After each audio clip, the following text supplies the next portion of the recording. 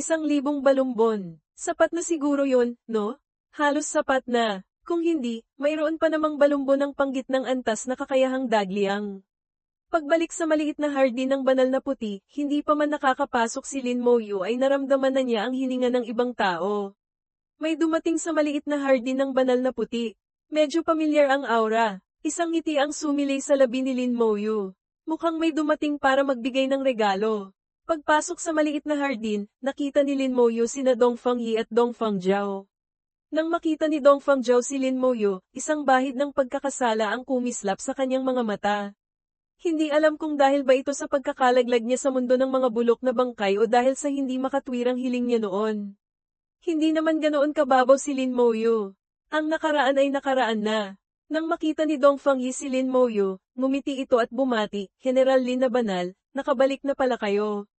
Ang kanyang kilos ay maituturing na magalang. Siya ang pinuno ng bansa at isa ring ekspertong antas Diyos. Sa totoo lang, hindi niya kailangang tratuhin si Lin Moyu ng ganoon.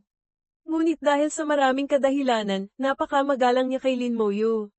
Malinaw sa kanya na hanggat hindi namamatay si Lin Moyu sa malapit na hinaharap, tiyak na malalampasan siya ni Lin Moyu. Ang pagiging pinuno ng bansa, ang pagiging ekspertong antas Diyos, lahat iyon ay walang halaga sa harap ni Lin Moyu. Bilang isang pinuno ng bansa, mayroon siyang ganitong pananaw. Dahil magalang si Dong Fangyi, natural lamang na gumanti rin si Lin Moyu. Bongabati, pinuno ng bansa Dong Fang. Bongabati, Prinsesa Jiao. Bongabati, General Lin na banal. Ginamit ni Dong Fangjiao ang tawag na General Lin na banal kay Lin Moyu, nagpapakita ng paggalang. Sunod, biglang nanliit ang mga mata ni Dong Fangyi, bahagyang nanginginig ang kanyang boses. General Lin na banal, naging general na banal na may 2 bituin na pala kayo. Tumango si Lin Moyu. Oh, habang nagsasalita, nilampasan ni Lin Moyu si Dong Fangyi at lumapit kay Bai Yuan, wala nang sinabi pa. Para sa layunin ng pagdating ng dalawa, mas malinaw ito kay Lin Moyu kaysa kaninuman.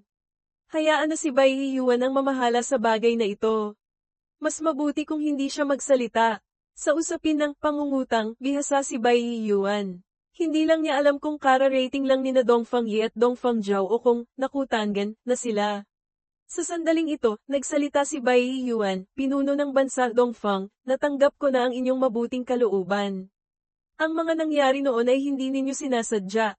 Hindi na kailangang banggitin pa iyon. Nang marinig ito, nakahinga ng maluwag si Dong Fangyi. Ang bagay na ito ay maituturing ng tapos na. Naintindihan din ni Lin Moyu na tapos na ang pangungutang. Nagpalitan pa ng ilang magagalang na salita ang dalawa bago umalis sa maliit na hardin ng banal na puti. Sa mga sandaling iyon, ang kilos ni Dong Fangyi kay Lin Moyu ay sobrang magalang. Bago umalis, espesyal pa siyang bumati kay Lin Moyu. Sa daan pabalik sa palasyo ng imperyo, medyo hindi maintindihan ni Dong Fangjiao. Ama, bakit biglang naging napakamagalang ng kilos mo kay Lin Moyu? Bagaman dati ay magalang ka na, hindi naman ganito katindi. Pakiramdam ni Dong Fangjiao ay nanunuyo ang kanyang ama kay Lin Moyu. Bahagyang umubo si Dong Fangyi. Naging general na banal na may 2 bituin na siya. Hindi naintindihan ni Dong Fangjiao. Hindi ba't matagal na siyang Diyos ng digmaan?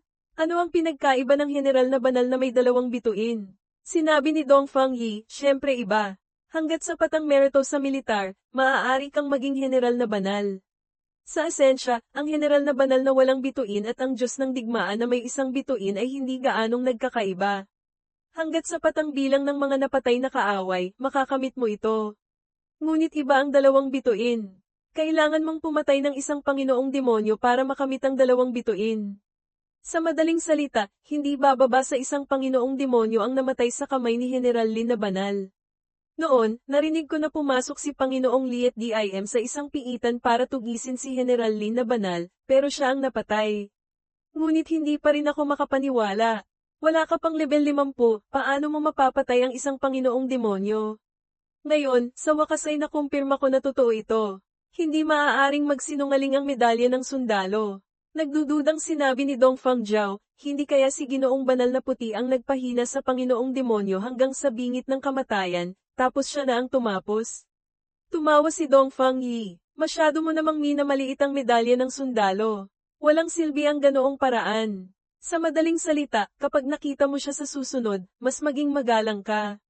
Ang kanyang mga makakamit sa hinaharap ay lalampas sa iyong imahinasyon. Sa maliit na hardin ng banal na puti, si Bai Yuan ay nakangiti ng abot tenga. Hindi alam ni Lin Mo Yu kung gaano karaming magagandang bagay ang nakutang nito, pero mukhang hindi kakaunti. Sinabi ni Meng Anwen, tingnan mo nga yung ngiti mo, malapit nang tumulo ang laway mo. Nakangiting sinabi ni Bai Yuan, ang yaman talaga ng pamilyang Maharlika, mas mayaman pa kaysa sa akin. Buong buhay akong nangolekta ng mga materyales, hindi pa rin katumbas ng isang beses nilang bayad pinsala. Dahil nagawang mawala sa sarili si Bai Yuan ng ganito, mas lalong na-curious si Lin Mo Yu. Ano kaya ang mga dinala ni Dongfang Yi? Sinabi ni Bai Yuan, Munting Yu, gusto mo bang pumunta ulit sa mundo ng mga bulok na bangkay? Agad na sumimangot si Lin Mo Yu. Mukhang nababaliw na ang kanyang guro. Bamantong hininga si Meng Anwen. Huwag mo na siyang pansinin. Nababaliw na ang matandang yan. Sa pagkakataong ito, maituturing na may sinseridad din si Dongfang Yi, maraming magagandang bagay ang dinala. Sabihin na nating ganito, ang mga ginastos mo sa iyong ikalawang pagbabago ng klase ay mababawi mo lahat. Sapat na rin ang mga materyales para sa iyong ikatlong pagbabago ng klase. Bukod dito, may ilang bagay kang magagamit agad ngayon. Alam ni Lin Mo Yu na para sa kanyang ikalawang pagbabago ng klase, halos naubos na ni Bai Yuan ang kanyang kayamanan. Huwag mong tingnan na isa siyang ekspertong antas Diyos, ngunit sa totoo lang, hindi gaanong karami ang kanyang yaman. Tiyak na hindi ito may kukumpara sa 1,000 taong angkan tulad ng pamilyang Maharlika. Basta na lang silang kumuha ng kaunti, maaaring mas marami pa iyon kaysa kay Bai Yuan. Napaka-normal ng bagay na ito. Hindi na talaga napigilan ni Meng Anwen. Mula sa dulo ng kanyang daliri, isang sinag ng liwanag ang tumama kay Bai Yuan. Agad na tumalsik si Bai Yuan, lumipad ng daan-daang metro. Pagkabalik ni Bai Yuan, sa wakas ay bumalik na siya sa normal. Hindi masisisi si Meng Anwen kung sinaktan niya ito, medyo kaiyahiya pa rin ang itsura nito kanina. Kumuha siya ng 2 ball at inihagis kay Lin Mo Yu. Ang ibang mga bagay ay walang silbi sa'yo. Ito ang mga magagamit mo. Kinuha ni Lin Mo Yu ang ball at binuksan ito. Sa unang ball, maayos na nakasalansan ang mga balumbon. Sa kabuuan, mayroong 10 balumbon ng panggitnang antas na kakayahang dagliang. Ito talaga ang kailangan niya. Bukod dito, may dagdag pang 10 balumbon ng panggitnang antas na kakayahan. Kung gayon, mayroon na siyang 14 na balumbon ng panggitnang antas na kakayahang dagliang, sapat na sapat na. Sunod, binuksan niya ang pangalawang ball. Bang! Nang mabuksan ang ball, isang sinag ng liwanag ang lumabas mula rito. Sa loob, nakalagay ang isang balumbo ng kakayahan balumbo ng mataas na antas na kakayahang dagliang. Ang balumbo ng mataas na antas na kakayahan mismo ay napakamahal na. Sa lugar ng kalakalan, nagkakahalaga ito ng 1 bilyon. Ang balumbo ng mataas na antas na kakayahang dagliang ay lalong walang katumbas na halaga. Hanggang ngayon, isa pa lamang ang mayroon si Lin Mo Yu. Ngayon, mayroon na siyang pangalawa. Sinabi ni Bai Yuan, 10 panggitnang antas, 1 mataas na antas. Ang balumbo ng mataas na antas na kakayahang dagliang ay hindi madaling makuha. Kahit ang pamilyang Maharlika, malamang ay hindi gaanong karami ang bilang nito. Kapag umabot ka na sa level 80, gamitin mo ito. Naintindihan ni Lin Mo Yu ang ibig sabihin ni Bai Yuan. Sa ikatlong pagbabago ng klase sa level 70, sikapin mong makumpleto ang pag-angat ng propesyon. Sa ganoong paraan, ang kakayahan sa level 70 ay maaaring automatikong matutunan, hindi na kailangang sayangin pa ang balumbo ng mataas na antas na kakayahan. Sa level 70, kapag nagbago ka na upang maging Diyos, hindi mo na rin kakailanganin ang balumbo ng kakayahan. Tanging sa pag-angat sa level 80 mo lamang ito kakailanganin. Itinago ni Lin Mo Yu ang ball. Guro, bumili ako ng ilang balumbo ng panggitnang antas na kakayahan sa lugar ng kalakalan. Ang balumbo ng kakayahang dagliang ay itatabi ko muna bilang reserba, para sa anumang hindi inaasahan. Tumango si Bai Yuan. Iyon din ang nasa isip ko.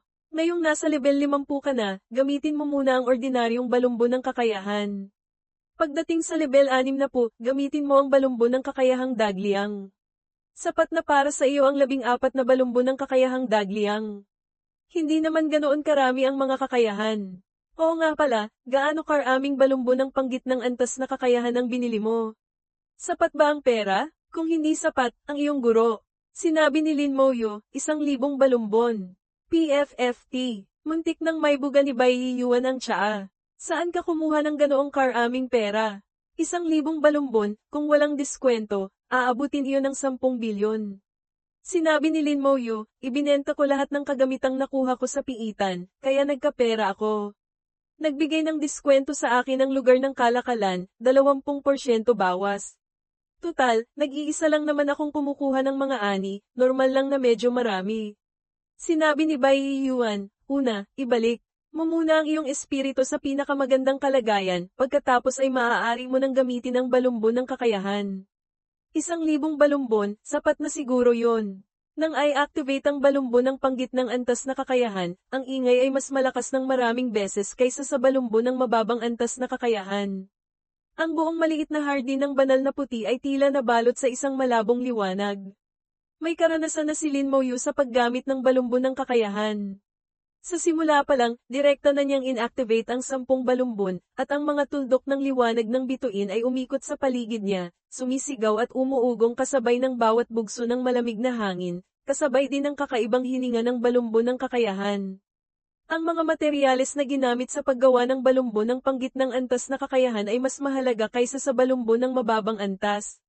Ang aurang ibinubuga nito ay mas malakas din. Ang ganitong uri ng aura ay madaling makapagpaakit sa mga tao na nalulunod dito. Ang lakas na nakapaloob sa balumbon ng kakayahan ay pumasok sa katawan ni Lin Moyu. Naramdaman niya na sa pinakamalalim na bahagi ng kanyang katawan, tila mayroong isang bagay na na-trigger. Ngunit tila hindi pa sapat ang lakas, at sa huli ay bumalik ito sa katahimikan. Ang unang 10 balumbon ng kakayahan ay hindi nakapagpagising ng bagong kakayahan. Ngunit naramdaman ni Lin Moyu ang kaunting pagkakaiba. Ito ay isang pakiramdam na hindi pa niya naranasan dati. Walang pag-aalinlangan, nag-activate ulit siya ng 10 balumbon ng kakayahan. Muling nagliwanag ang malabong liwanag. Sumabog ang balumbon ng kakayahan at naging libu-libong tuldok ng liwanag ng bituin na walang tigil na umiikot sa paligid ni Lin Moyu. Muling naramdaman ni Lin Moyu na sa malalim na bahagi ng kanyang katawan, tila mayroong isang bagay na napukaw.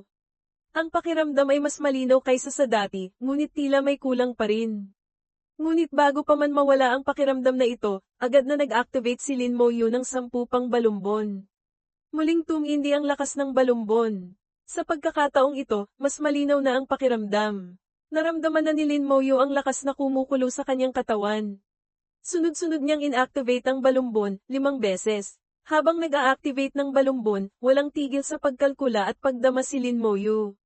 Hindi na siya kasing labo tulad noong nasa level 30 siya. Tila mayroon na siyang naiintindihan. Medyo nagtaka si Bai Yuan.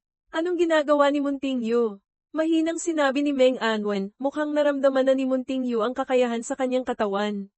Humigop ng malamig na hangin si Bai Yuan, nagpakita ng ekspresyong hindi makapaniwala. Imposible yan. Mahinang sinabi ni Meng Anwen, kung sa iyo mangyayari, syempre imposible. Pero kung kay Munting Yu, mahirap sabihin. Hindi pa rin makapaniwala si Bai Yuan. Ang pagdama sa pinagmulan ng kakayahan, hindi bababa sa pagkatapos ng level 80 bago ito magawa.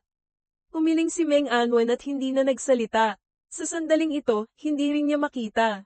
Bagaman sa kanyang instinct, nararamdaman niyang imposible, ang nangyayari sa kanyang harapan ay malinaw na nagaganap.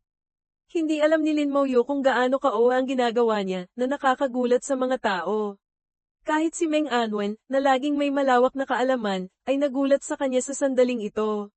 5 sunod-sunod na pag-activate, sa kabuuan ay 50 balumbon ng kakayahan, ang nagparamdam kay Lin Moyu na ang bagay na iyon sa kanyang katawan ay lalong nagiging aktibo. Isang hakbang na lamang at tuluyan na itong Majay gising. Pagkalkula sa kanyang isipan, kinuha ni Lin Moyu ang 15 balumbon ng kakayahan. Sapat na siguro to. Sa pag-iisip nito, sumugod ang kanyang lakas ng espiritu at inactivate ang mga ito. Matapos pumasok ang lakas ng balumbon ng kakayahan sa kanyang katawan, ang bagay na kanyang naramdaman ay tuluyang nagising, sumugod palabas ng kanyang katawan. Bahagyang nanginig ang katawan ni Lin Moyu. Ang bagay na iyon, mula sa isang hindi malamang lokasyon, ay kumalat sa isang iglap sa buong katawan. Sa huli, pumasok ito sa mundo ng espiritu, nag-iwan ng marka sa kanyang kaluluwa. Nakatanggap ng kakayahan, pakpak ng mga patay. Pakpak ng mga patay, level 1, sa loob ng 1 segundo, binibigyan ang sarili at ang mga ipinatawag na nilalang ng kakayahang lumipad. Habang tumataas ang level ng kakayahan, mas bumibilis ang paglipad, at mas umiikli ang cooldown. Cooldown, 1 oras. Sa sandaling umalingaw ang anunsyo, lubusang naintindihan ni Lin Moyu kung ano ang kanyang naramdaman. Ito ay kakayahan. Naramdaman niya ang kakayahan. Nanginginig ang kanyang buong katawan, ang ekspresyon sa kanyang mukha ay nagsasabi sa lahat kung gaano kahirap paniwalaan ang bagay na ito. Nagawa niyang madama ang kakayahan. Hindi pa man niya nasusuri ng mabuti ang attributes ng kakayahan, agad niyang gustong tanungin sina Bai Yuan at Meng Anwen kung ano ang nangyayari. Hindi pa man siya nakakapagsalita. Biglang may umalingaw na boses sa kanyang isipan, natukoy ang host na nagising ang pakpak ng mga patay. Maaaring isanib sa kakayahang pakpak ng kidlat. Ino-optimize ng sistema ang isinanib na kakayahan para sa host. Muling lumitaw ang sistema, nagsimulang isanib ang mga kakayahan. Tuwang-tuwa si Lin Moyu. Ang kakayahang isinanib ng sistema ay tiyak na mas malakas. Tiningnan niya ang kakayahang pakpak ng mga patay na kagigising lang. Maaari nitong bigyan ng sarili at ang mga ipinatawag na nilalang ng kakayahang lumipad ng sabay. Napakalakas ng kakayahang ito, at ito rin ang kakayahang matagal na niyang inaasam. Mula ngayon, ang kanyang mga ipinatawag na nilalang ay magkakaroon na ng kakayahang lumipad. Sa ganoong paraan, maaari na siyang makipaglaban sa himpapawid. Wala nang kahinaan kapag humaharap sa mga lumilipad na halimaw o mga demonyo at angka ng mga dragon. Hindi na kailangang mag-aksaya ng pagsisikap para pababain sila tulad ng dati. Malaki ang magiging pagbabago sa paraan ng pakikipaglaban, magiging mas maliksi. Ngunit ang tagal ng paggamit ay 1 segundo, at ang cooldown ay 1 oras. Anong magagawa sa 1 segundo? Gayunpaman, alam ni Lin Moyu na ang kakayahang kanyang nagising ay maaaring palakasin ng kanyang talento, Finfo. Ang 1 segundong ito ay malamang na magiging 60 segundo. Matapos siyang umabot sa level 50, karamihan sa kanyang mga kakayahan ay napalakas ayon sa talento, ang komprehensibong pagpapalakas ay naging 60 beses na rin mula sa 50 beses. Ngunit ang 1 oras na cooldown ay talagang napakatagal. Ang praktikal na gamit nito ay lubhang nabawasan. Bukod dito, ang kakayahang ito ay napakahirap i-level up. 1 oras bago magamit ulit. Sa isang araw, maaari itong gamitin ng 24 na beses. Kailan kaya ito may level up? Ngayon, maaari na lamang umasa si Lin Moyu sa bagong kakayahan matapos itong isanib ng sistema. Unti-unting kumalma ang kanyang nasasabik na puso. Ang pagkakaroon ng kakayahang lumipad, kahit papaano, ay isang magandang bagay. Kahit na mag-level up, darating din ang panahon na may level up ito. Inalo ni Lin Moyu ang sarili habang naghihintay.